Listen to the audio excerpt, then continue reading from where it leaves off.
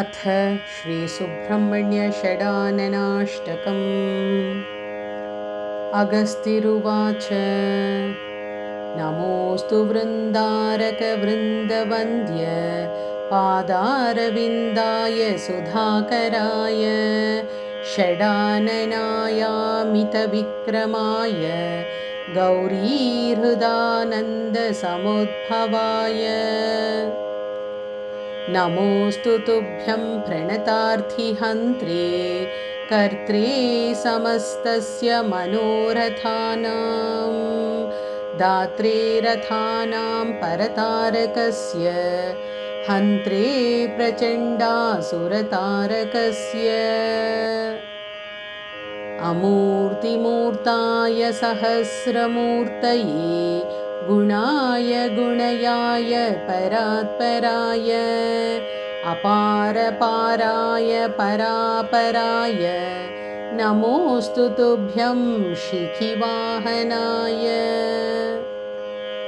नमोऽस्तु ते ब्रह्मविदाम्बराय दिगम्बरायाम्बरसंस्थिताय हिरण्यवर्णाय हिरण्यबाहवे नमो हिरण्याय हिरण्यरेतसे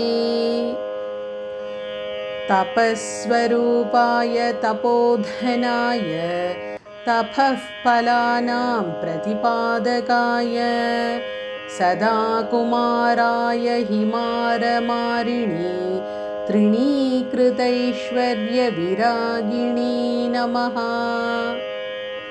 नमोऽस्तु तुभ्यं शरजन्मने विभो प्रभातसूर्यारुणदन्तपङ्क्तये बालाय चाबालपराक्रमाय षाण्मातुरायालमनातुराय मीढुष्टमायोत्तरमीढुषे नमो नमो गणानां पतये गणाय नमोऽस्तु ते जन्मजरातिगाय नमो विशाखाय सुशक्तिपाणये सर्वस्य नाथस्य कुमारकाय क्रौञ्चारये तारकमारकाय स्वाहेय काङ्गेय च कार्तिकेय शैवेय तुभ्यं सततं नमोऽस्तु इति स्कन्दपुराणे काशीकण्ठे पञ्चविंशतितमोऽध्याये अगस्त्यप्रोक्तं षडाननाष्टकम्।